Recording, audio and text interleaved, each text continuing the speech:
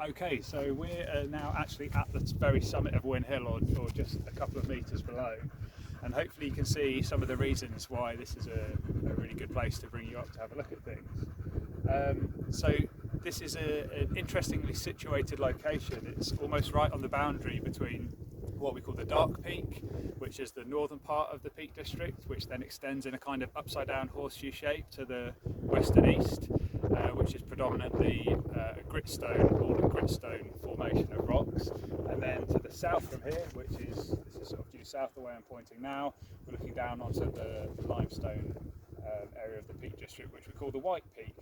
And the reason for those names is hopefully obvious. These rocks are darker, and you can see over to my left here the limestone quarry in Hope, which you can see is obviously a much lighter colour. So these are, that's what you'll commonly hear the Peak District sort of split up into as a binary: the Dark Peak to the north and the White Peak to the south. And you can see they have, as well as because of the different rock types, we have different geomorphologies. The shape of the terrain is different. We'll talk a bit more about that later. In terms of what we can specifically see here, in terms of landmarks on the landscape, sort of to the east here we can see probably one of the most famous gritstone edges in the national park. This is Stanage Edge. So any of you that have done even a tiny little bit of rock climbing have probably heard of Stanage Edge. It's world famous, and people come to climb there from all over the world. So that runs for about 7 or 8 kilometres, all the way from the Snake Pass Road all the way along to where you can see hard to see in the video, but just sort of dipping off. And then we can see some other edges you might have heard of, so further south. What else can we see that's interesting? We've already got the cement works at Hope. To kind of clue you into some of the other things you might have seen this week, we can also actually see a different view of Mam Tor, which is sort of directly to the west of where we're standing. So the big landslip at Mam Tor, we can see a sort of wide scale view of there, and also Cavedale slightly to the left there as well. We can also see some interesting things in terms of how this is actually quite a managed landscape. So on the face of it, when you drive out here, it looks really natural and wild, but it's actually anything but. So for one thing, this area would have historically been completely forested basically, and you can see there's actually relatively few trees here.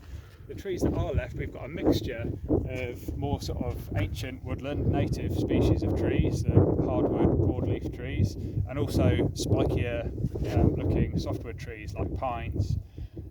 We can also see some other interesting things that let us sort of, or should clue us in that this is a managed landscape, a working landscape.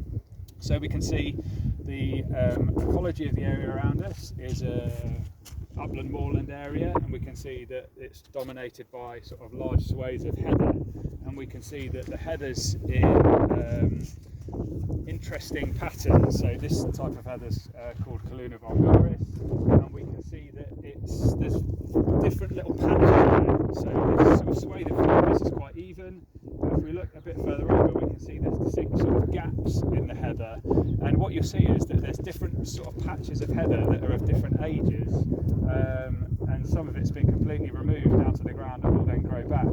And the purpose of this is this area is being managed for grouse. So the grouse like different ages of heather. So if the heather's all one size, it's no good for them. They need the long, like sort of leggy stuff here. So I would estimate this heather is probably, I don't know, maybe 5, 6, 7 years old, something like that.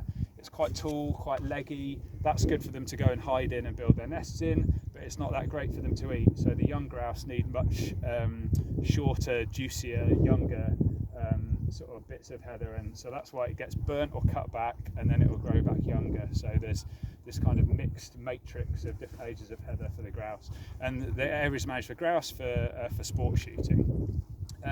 If you look further to the south, you can see another interesting transition. So we can see some dry stone walls and some fencing. And hopefully you can see quite a clear shift from this kind of moorland area into a sort of grassland area. So this is what we would probably refer to as like in-by pasture, and you can see it's got sheep on. So again, this area is being managed. If that fence wasn't there and it wasn't being managed in a certain way, it'd look like this heather moorland, but it's being managed for pasture to rear sheep on. Another obvious thing that we saw on the way up was the reservoirs. So they're not natural lakes, they're man-made reservoirs.